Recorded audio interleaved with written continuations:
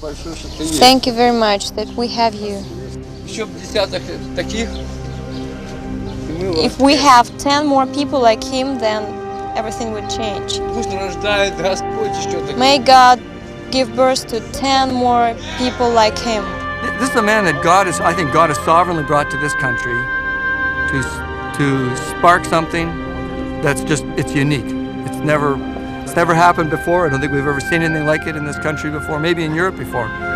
He knew something. Maybe the other people didn't know.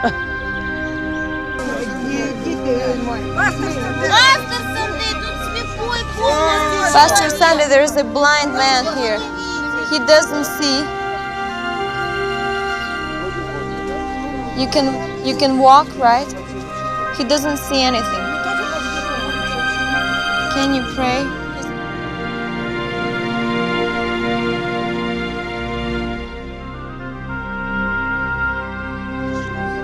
Start to see what you could not see before. Sunday Adelaja is regarded as one of the youngest and most effective church leaders in the world. His church in Kiev, the Ukraine, counts over 20,000 believers. Ex-communists, criminals, drug addicts, and top business people attend his church. At present, Adelaja's church has started over 30 rehabilitation centers for alcohol and drug addicts and feed over 2,000 homeless people a day. Before he reached his present success, he first had to overcome several obstacles and endure many conflicts. Who is Sunday Adelaja, and why did he succeed where others didn't even dare to try?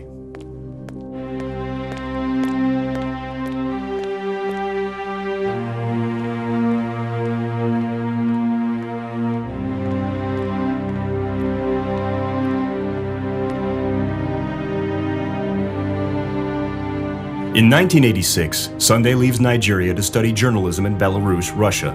In those days, the Russians weren't very accustomed to seeing African people.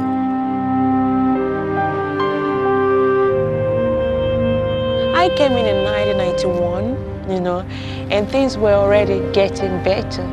But he came in 86, and there were people who came in the 1970s, Then, of course, they had fewer black-skinned people, and to them, it was a mystery, Somebody even asked me one day, is it true that it was when you got to Moscow that your tail was cut off like monkey?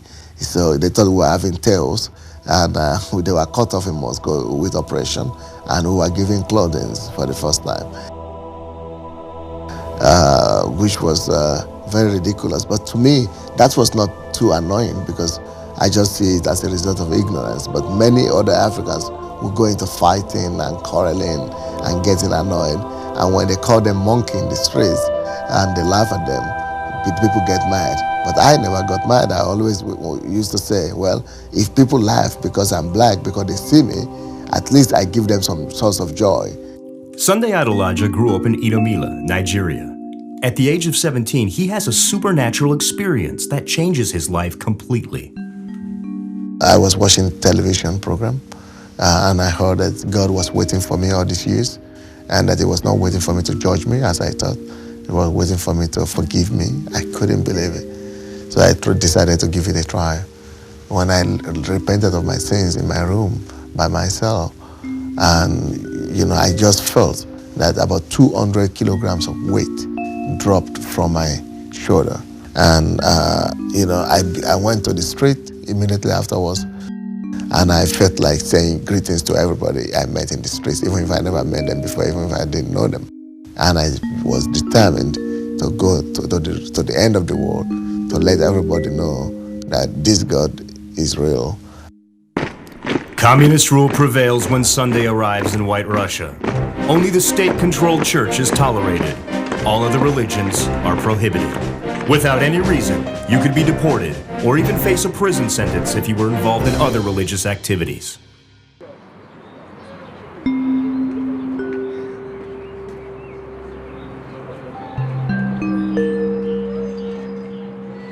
Because Nigerian government provides scholarships for people who are finishing high school. So I applied for Nigerian scholarship So they will tell you to choose any country, 3 countries of the world. And one of the countries I chose was Russia.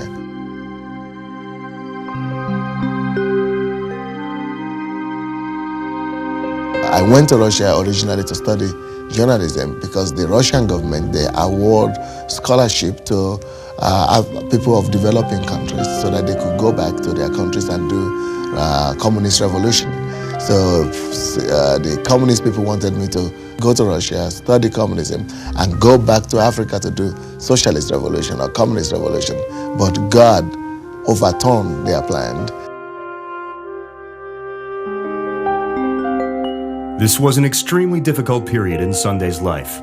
When Sunday's religious activities came under the attention of his fellow students, they warned him by saying, "You'd better hide your Bible at the bottom of your suitcase and only remove it once you're back in Nigeria.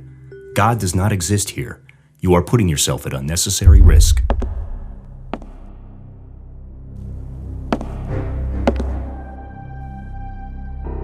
Despite their warnings, Sunday decides not to hide his faith.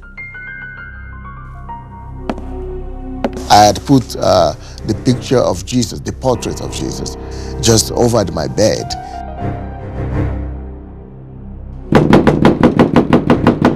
So one evening, just after classes, I heard a very big bang on my door. And people were knocking so hard as if they were kicking the door with their legs. And when I opened the door, and I just saw 4 men and 1 woman who was our curator, our dean, and the secretary to the Communist Party, my roommate, and 1 other man, I think, from the KGB.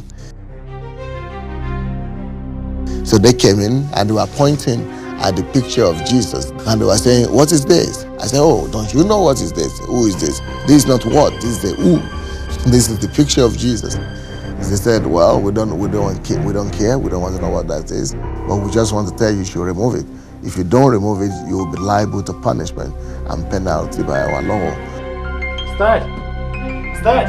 Because religious propaganda is punishable by law, and you could go to prison. It's Article number 35. They told me. So that was what actually happened. My roommate had been writing some secret dossier on me, which made the Communist Party to come.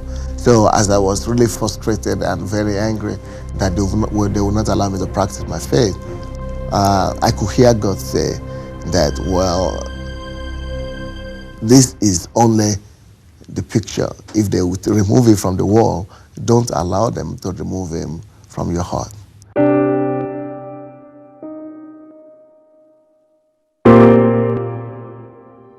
Sunday Adelaja completes his journalistic studies. The Berlin Wall falls, and communism in the Soviet Union is officially abdicated. Sunday begins to travel, speaking openly about the gospel. Despite the fall of communism, Sunday is still told to leave White Russia because of his Christian activities. They gave me ultimatum to leave the country of Belarus. Then there was a call from Kiev, Ukraine, that says that they needed a journalist who speaks Russian very well and English very well. And so that was when I went to Ukraine.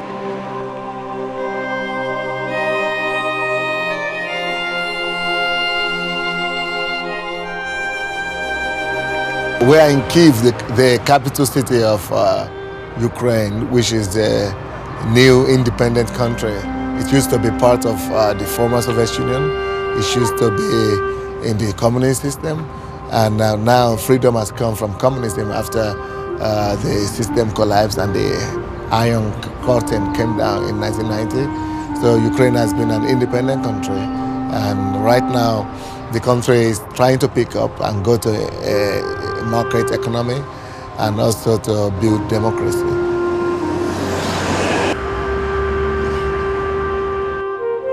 It's about the 4th or the 5th largest country in Europe with about 50 million population. So it's a country to look up to.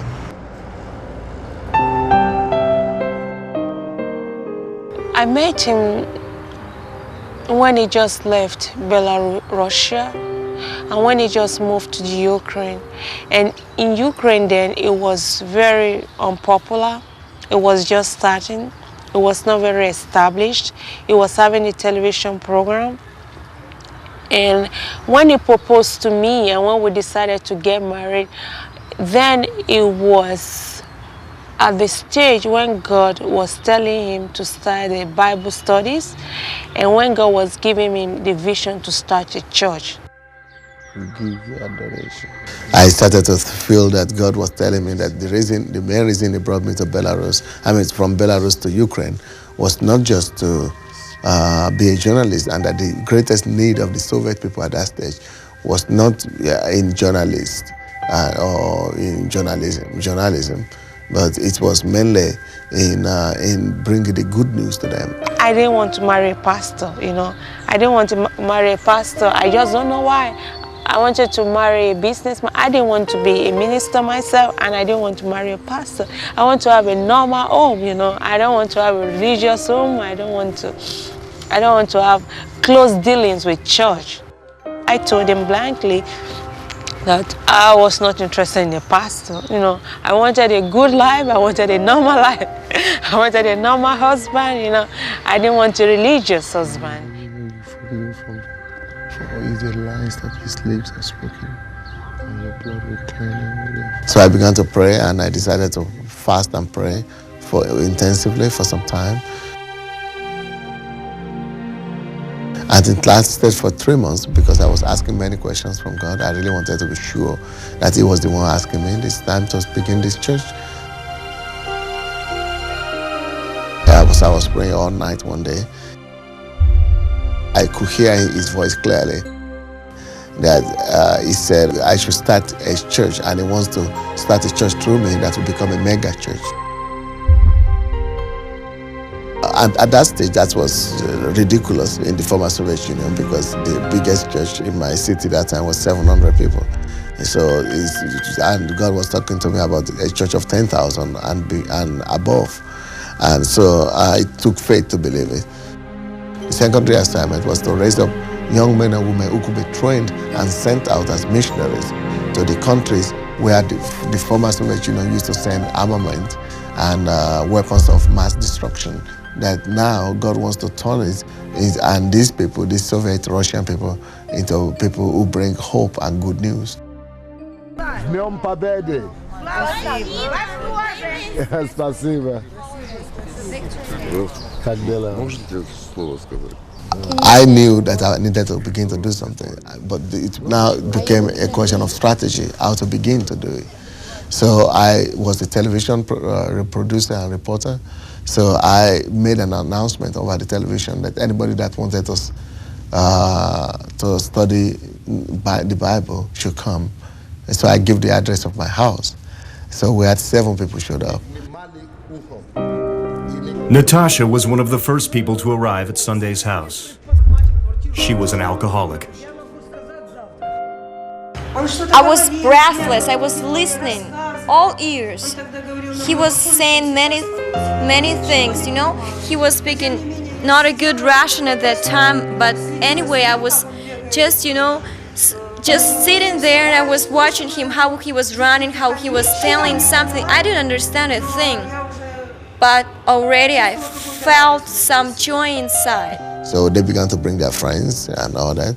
Then in 1994, February, we proclaimed the church started. The people that showed up the first time really discouraged me.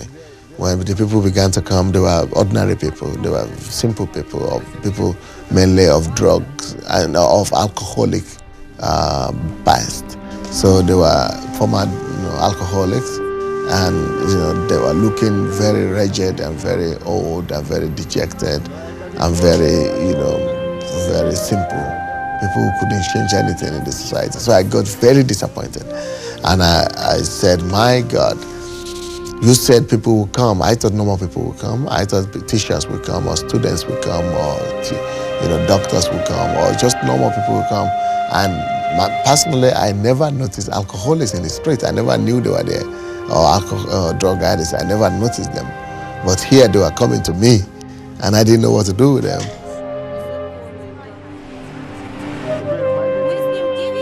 pointed me to read from Mark 12:37. The last part of it said in the Amplified that the poor people or the simple people, the ordinary people, they felt good with Jesus. Jesus made them, the atmosphere of the presence of Jesus made them to feel good. And so that really ministered to my heart so deeply. I felt God was telling me that if you can make them to feel good, if you can make the ordinary people, if you can be like Jesus, make the down and outs and the outcasts and the unlovables to be loved and welcomed in the church and to feel good around you. If I can trust you with them, just like I will take care of them, if you can really take care of them, then you will see that I will be able to trust you with the elite, with the rich, with the powerful of the society. But if I cannot trust you with the rich and with the powerful, with the elite, if you will not be trusted with the down and outs and cast outs and ordinary people.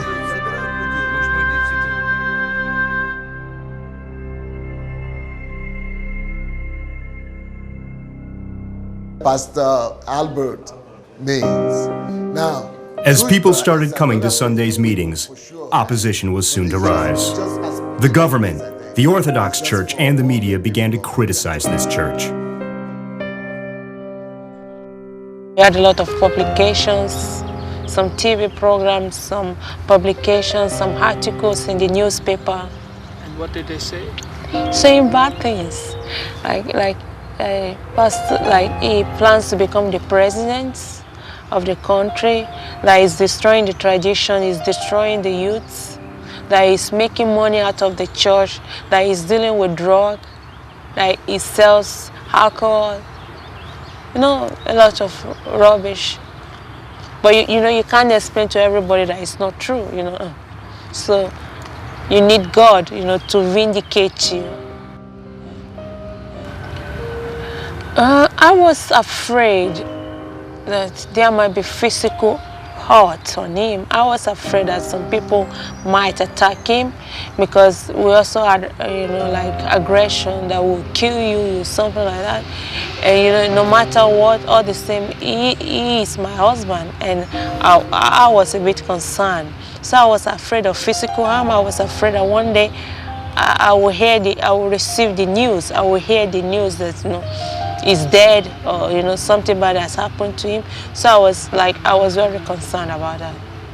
They say all kind of things and write all kind of negative articles in newspapers and saying that this is a cult, these people hypnotize our people and they destroy our youth and they have come to occupy our country and they are agents of CIA and all those kind of things. When I see him pouring his heart, when I see him working hard, helping people, and then I see the other side of people, like throwing stones at him, I mean, literally, not literally, and I see people not appreciating him, it hurts, So that time I told him, I think we should leave this country. I told him. I understand that Ukraine is more developed than Nigeria, my country, but at least, in Nigeria, at least, we are accepted, We look like every other person. So maybe nobody paid that much attention to us. So, because, these personality factors, it matters a lot. Everybody wants to be loved, and everybody wants to be respected, and everybody wants to be appreciated for the little things he does.